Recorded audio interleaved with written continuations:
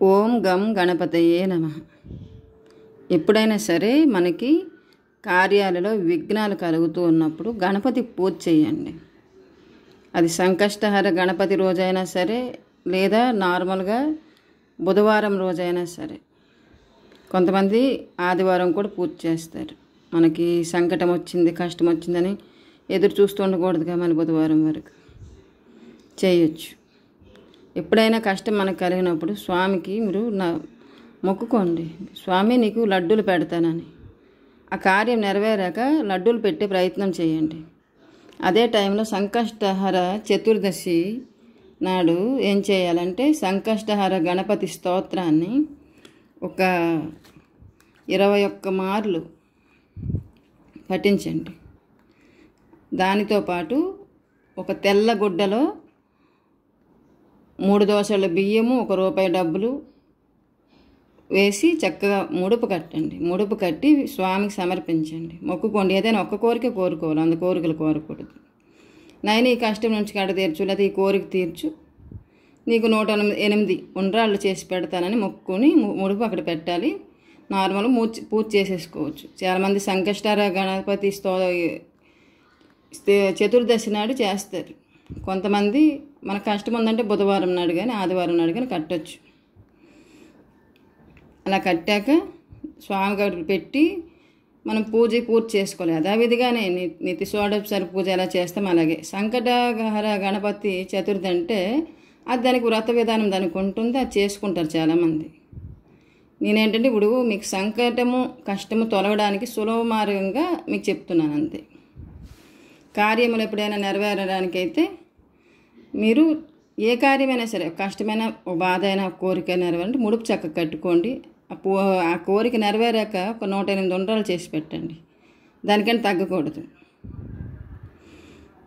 తర్వాత ఏంటంటే, సంకటహర గణపతి స్తోత్రాన్ని మీరు సంకటహర గణపతి చతుర్థి నాడు కానీ లేదా బుధవారం నాడు కానీ ఒక 21 సార్లు పఠించే ప్రయత్నం చేయండి. ఇప్పుడు మనం కార్యసిద్ధి మంత్రాన్ని విందాం. ఓం గం గణపతయే నమః. సర్వకార్య సిద్ధిం కురు కురు స్వాహ. ఓం గం గణపతయే నమః. సర్వకార్య సిద్ధిం కురు కురు స్వాహ. ఓం గం గణపతయే నమః. సర్వకార్య సిద్ధిం కురు కురు స్వాహ. ఓం గం గణపతయే నమః. సర్వకార్య సిద్ధిం కురు కురు స్వాహ. ఓం గం గణపతయే నమః. సర్వకార్య సిద్ధిం కురు కురు స్వాహ. ఓం గం గణపతయే నమః. సర్వకార్య సిద్ధిం కురు కురు స్వాహ. ఓం గం గణపతయే నమః. సర్వకార్య సిద్ధిం కురు కురు స్వాహ. ఓం గం గణపతయే నమః. సర్వకార్య సిద్ధిం కురు కురు స్వాహ. ఓం గం గణపతయే నమః. సర్వకార్య సిద్ధిం కురు కురు స్వాహ. ఓం గం గణపతయే నమః. సర్వకార్య సిద్ధిం కురు కురు స్వాహ. ఓం గం గణపతయే నమః. సర్వకార్య సిద్ధిం కురు కురు స్వాహ. ఎప్పుడైనా సరే ఆపదలు కలిగినప్పుడు మనం ఎవరికి చెప్పుకోవడం వల్ల ఏం లాభం ఉండదు. మనల్ని చూసి, మన కష్టం చూసి నవ్వేవాళ్ళే ఎక్కువ ఉంటారు. అలాంటప్పుడు ఆపదామాపహర్తారం దాతారం సర్వసంపదాం లోకాభిరామం శ్రీరామం భూయో భూయో నమామ్యహం. రోజుకు 11 సార్లు అనుకోండి ఈ శ్లోకాన్ని. అప్పుడేంటంటే మనకి ఏదైనా ఆపద రావడానికి పెద్ద దగ్గర చిన్న దాంట్లో పోతుంది అంతే. అలా ప్రయత్నం చేయండి. ఎప్పుడైనా సంకటం వచ్చినప్పుడు సంకట హటే మిటే సవపీర జపత నిరంతర హనుమత బలబీర అని ఇది హనుమాన్ చాలీసాలోని శ్లోకాన్ని పఠించండి. కష్టము మనకి ఒక్కొక్కసారి ఏంటంటే భగవంతుడు మనం కాపాడాలనుకుంటే ఎవరి ద్వారానో సహాయం చేస్తాడు. ఒకవేళ అది మనకి ఒక్కొక్కసారి భగవంతుడు కూడా కాపాడలేని స్థితి ఉంటుంది. అప్పుడు మీరు పూజ చేసినా ఫలించలేదు, ఆ కష్టం తీరలేదంటే అర్థం భగవంతుడు కూడా ఏమి చేయలేడని. ఒక్కొక్కసారి భగవంతుడికి కష్టం వస్తుంది, ఆయన మాత్రం ఏం చేస్తాడు, మౌనం వహిస్తుంటాడు. మనుషులకైనా అంతే. మనకి మార్గం ఉంటే భగవంతుడు చూపిస్తాడు, లేదు అంటే అప్పుడు మీరు తెలుసుకోవాల్సింది ఒకటి, మన కర్మ ఎంతే అని. భగవంతుడు కూడా సహాయం చేయలేకపోయినా అక్కడ జరగాల్సింది జరిగింది అని. కానీ మంచి జరగాలని ప్రార్థిస్తాం అందరం కూడా. అలాగే ఎప్పుడైనా గ్రహ దోషాల వల్ల హెల్త్ ప్రాబ్లమ్స్ వచ్చినప్పుడు అయినా సరే సంకష్టహర గణపతి స్తోత్రాన్ని పఠించుకోవడం, మృత్యుంజయ జపం చేసుకోవడం, త్రయంబకం యజామహే సుగంధిం పుష్టివర్ధనం ఉర్వారుకమివ బంధన మృత్యోర్ముక్షేయమామృతాత్.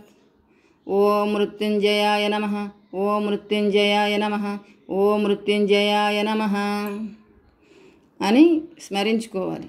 ఒకవేళ మనకి ఏదైనా గండం లాంటివి ఏవైనా ఉంటే అవి ఆటోమేటిక్గా తొలుగుతాయి. కొంతమందికి అది వాళ్ళు చేసుకున్న కర్మలో, పితృకర్మలో, లేకపోతే ఏవైనా కర్మల వల్ల సంతానం వాళ్ళకి నష్టపోతూ ఉంటారు. అలాంటప్పుడు సంతాన వేణుగోపాల స్వామి మంత్రాన్ని పఠించుకోండి. ఓం సంతాన వేణుగోపాలాయ నమః, ఓం సంతాన వేణుగోపాలాయ నమః, ఓం సంతాన వేణుగోపాలాయ నమః.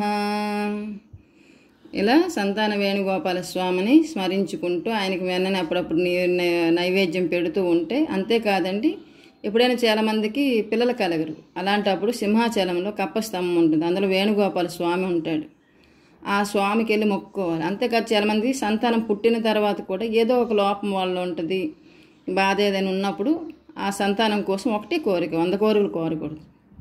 ఒక కోరిక కోరుకొని చక్కగా మనకి కడతారు, అక్కడ స్తంభానికి ఒక గుడ్డేసి కడతారు, తెల్లటి క్లాత్ కట్టి మనం మొక్కోమంటారు. మనం మొక్కున్న తర్వాత ఇప్పేస్తారు. అలా మొక్కుకోవడం వల్ల కూడా సంతానంకి ఏదైనా సమస్యలు ఉంటే తొలుగుతాయి.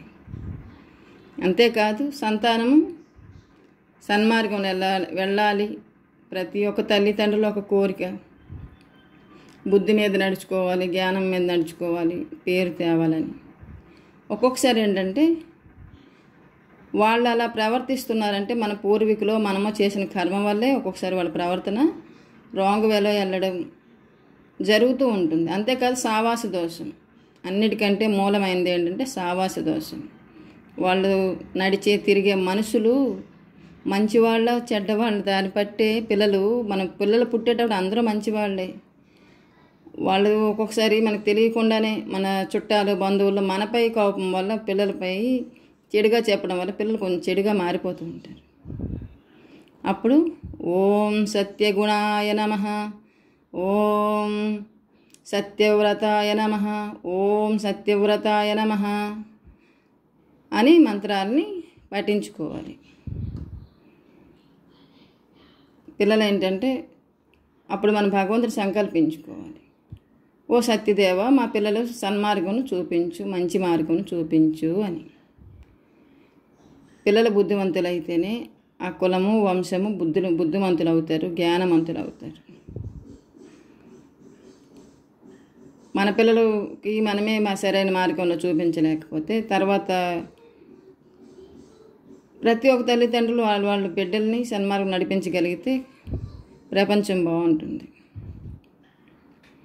ఎప్పుడైనా కష్టాలు, బాధలు వచ్చినప్పుడు కృష్ణాయ వాసుదేవాయ హరయే పరమాత్మనే ప్రణతః క్లేశనాశాయ గోవిందాయ నమో నమః.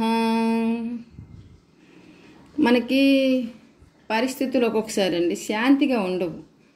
కుటుంబంలో కావచ్చు, ఎందులో అయినా శాంతి ఉండదు. అప్పుడు యా దేవి సర్వభూతేషు శాంతి రూపేణ సంస్థిత నమస్తస్యే నమస్తస్యే నమస్తస్యే నమో నమః. అలా మంత్రాన్ని పఠించాలి. అయితే ఒకటి చెప్తాను, కొందరికి ఒక మంత్రం అలా చదవగానే వాళ్ళకి వేగం సిద్ధించేస్తుంది, మరి కొంతమందికి చాలా లేట్ అవుతుంది. అంటే వాళ్ళలో ఎవరిలో అయితే పాజిటివిటీ ఎక్కువ ఉంటుందో వాళ్ళకి వేగంగా అన్నీ సిద్ధిస్తూ ఉంటే టైం కూడా బాగుండాలి. మనం ఒక మంత్రం పఠిస్తున్నాము అంటే మన ముందు మనలో ఉండే నెగిటివ్ తొలగాలి. నెగిటివ్ తొలగితే ఎవరికైతే నెగిటివ్ ఉంటే చూసారా వాళ్ళకి ఆవలింతలు అవి ఇవి ఏవో వస్తూ ఉంటాయి. కొంతమందికి అయితే అలా కూర్చొని ఉంటారు, వాళ్ళకి ఆవలింతలు రావు. అంటే అప్పుడు మనం తెలుసుకోవాలి మన బాడీలో ఏదో నెగిటివిటీ ఉందనేసి. అప్పుడు మనం దిష్టి లాంటివి తీసుకొని మనము నార్మల్గా ఓం చాంటింగ్ అవి చేయడం వల్ల ఏంటంటే బాడీ పాజిటివ్ అవుతుంది, మనసు పాజిటివ్ అవుతుంది. తర్వాత మనం చేసే మంత్రాలు మనకు ప్రయోజనకరంగా మారుతాయి. ఏ పూజకైనా సరే మొదట విఘ్నేశ్వరుడికి పూజ చేయడం, ఆయనకి ముడుపు కట్టడం లాంటివి చేస్తే ఆ కార్యము కొంచెం వేగంగా అయినా లేట్గానే అయి తీరుతుంది. చేసుకోవాలి. అలాగే ఎప్పుడైనా సరే ధన చింత, చాలామందికి ఎంతున్న ధనం ఒక చింత ఉంటూనే ఉంటుంది, ఎలాగా అనేసి. అలాంటప్పుడు శ్రీం శ్రీం శ్రీం శ్రీం శ్రీం శ్రీం శ్రీం అనుకొని పఠించండి. శ్రీం అనేది మనకి ధనము వచ్చిపోయేలా చేస్తుంది. ఒక్కొక్కసారి మీకు ఏవైనా పనులు అవ్వకపోతే ఈ మంత్రం చదువు మనకు అవ్వలేదు కదా అని ఆలోచించకండి. మొదట మీరు మీ కులదైవం, మీ గ్రామ దేవతలు, మీకు ఏమైనా మొక్కులు ఉన్నాయేమో చూసుకోండి. మొదట ఆ మొక్కులు కనుక తీర్చకుండా మీరు ఎన్ని చేసినా లాభం ఉండదు. ముందండి అనుకోండి, మన ఇంట్లోనే ఒకళ్ళు ఉంటారు, వాళ్ళకి మనం శాంతి చేయకుండా ఎవరికి శాంతి చేసినా అవి అంతగా పని చేయవు. దేవుళ్ళు తిరిగేసినంత మాత్రం ఏది ఇది కాదు. అయితే మరి కొంతమంది మనుషుల్లో శాంతి ఉండదు, వాళ్ళు మనం ఎంత చేసినా మనం వాళ్ళకి నచ్చము, మనం వాళ్ళకి ఏం చేస్తాం, వదిలేయాలి అంతే. వాళ్ళ దాని గురించి చెడుగా చెప్పుకుంటారా, దుష్ప్రచారం చేసుకుంటారు అంతే. మనం ఏం చేయలేము, ఎవరిని మార్చలేం కదా. అలాంటప్పుడు ముందేంటంటే మీ కులదైవం, మీ గ్రామ దేవతలు, మీకు ఎవరైనా ఉంటే మీ పితృదేవతలు ఏమైనా శాంతులు ఉంటే చేసుకోండి. అప్పుడు మీకు అవి ఎప్పుడైనా పనులు అవ్వంటే అది దానికి కారణం, అది మూలం ఉంటుంది. ఒక్కోసారి మనం మొక్కులు మొక్కేస్తాం, మర్చిపోతే ఏమవుతుంది, అవి అడ్డులుగా మారుతూ ఉంటాయి. ముందు ఆ ప్రయత్నం చేయండి. అప్పుడే మొక్కు తీర్చలేమా, లేదా ఒక ముడుపు కట్టండి, స్వామి మాకు మొక్కు తీర్చుకునే మార్గం నువ్వే చూపించు అని మొక్కులు తీరే భాగ్యం మా భగవంతుడే కల్పిస్తాడు. అలాగా చేసిన తర్వాత మీరు మంత్రాలు జపాలు చేయడం వల్ల ఆ జపాలు మీకు ఫలిస్తాయి. ఎప్పుడైనా సరే ఇంట్లో సామాన్లు, వస్తువులు పదే పోతున్నాయి, ఇంట్లో గొడవలు అవుతున్నాయి, చికాకులు అవుతున్నాయి అంటే ఇంట్లో ముఖ్యంగా రాత్రిపూట ధూపం వేసుకునే ప్రయత్నం చేయండి. ప్రతి ఒక్క వస్తువుకి మూలల్లో కూడా ధూపం వేసుకోవాలి. మనకి గుగ్గులం వేని ఊదు పొలలు కాదండి, ఈ గుగ్గులం సాంబ్రాణి వీటితో దాంట్లో ఏంటంటే మన సుగంధంగా లవంగాలు, మిరియాలు, కర్పూరము, వేపాకులు, వీలైతే ఇది ఉంటుంది కదండి పేడ, గోమయం, దాన్ని కూడా కొంచెం ఎండబెట్టేసుకొని ఇల్లంతా ధూపం వేయడం వల్ల ఇంట్లో నెగిటివ్ పోతుంది, లక్ష్మీ కటాక్షం కలుగుతుంది. అది ఒకరోజు ఇప్పుడు అనుకోండి, అవి వేసేస్తూ వచ్చేస్తాయి అంటే ఎవరి కర్మ అండి. కొంతమంది ఏమీ చేయరు, వాళ్ళకి అన్నీ కలిసి వస్తూ ఉంటాయి. అంటే దాని అర్థము వాళ్ళ పూర్వజన్మలు ఎక్కడో మంచి సుకృతం చేసుకున్నారని, వాళ్ళకి శత్రువులు లేరని, వాళ్ళ కులదేవతలు, గ్రామ దేవతలు అని శాంతిగా ఉన్నాయని. ఎక్కడైనా మన మొక్కులు వాళ్ళు మొక్కుకోకుండా ఉండుంటారు.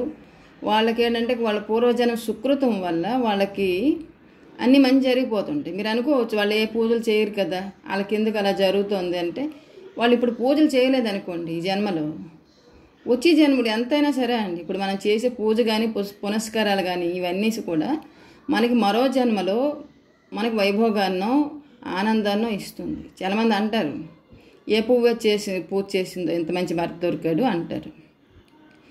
అంటే ఇప్పుడు ఏ జన్మలో చేసినందుకు ఆవిడకి మంచి భర్త, బిడ్డలు, ఐశ్వర్యం అని దొరికి ఉండొచ్చు. మరి ఈ జన్మలో ఏమీ చేయకపోతే వచ్చే జన్మలో ఆవిడకి ఏం దొరుకుతుంది, ఏమీ లేదు. కొంతమంది అంటారు, మాకు ఏ పూజల మంత్రాలు మా పాడవమ్మా, మేము మాకు బెజారా అనేసి అంటారు. ఒకటి, మరీ అతిభక్తి అయిపోయినా భగవంతుడు పరీక్షిస్తూనే ఉంటాడు. అతిభక్తి అవసరం లేదు, మన కర్మాచరణ భగవంతుడు నాకు పుట్టించాడు, మన శక్తి అనుసారం చేస్తాం, ఆయన ఇంకా పరీక్షిస్తే ఆయన ఇంకో ఇది అంతే అంటారు కదా. మంత్రాలు అన్నీ పఠించేవాడి కన్నా ఎవరో కొంతమంది పిల్లలకు పేర్లు పెట్టుకొని ఉంటారు, రామ, కృష్ణ, ఇంకేదో అని. అలా పిల్లడం వల్ల కూడా వాళ్ళకి మోక్షం లభిస్తూ ఉంటుంది. అలాగే మన పిల్లలకి ఒక మంచి పేర్లు పెట్టుకోవడం వల్ల, పిల్లడం వల్ల కూడా మనకు పుణ్యం ప్రాప్తిస్తుంది. ముఖ్యంగా చెప్పాలంటే ఎదుటి మనిషిలోని మంచిని గుర్తించి చెప్పడం వల్ల కూడా పుణ్యం వస్తుంది. పుణ్యం అంటే మనం పూజలు చేసేస్తేనే వస్తుందని కాదు, భగవంతుడు మనం చేసేది సేవ, భక్తి. దానివల్ల పుణ్యం అంటే కార్తీక మాసంలో దీపాలు వెలిగిస్తారు, వాటి వల్ల పుణ్యాలు వస్తాయి.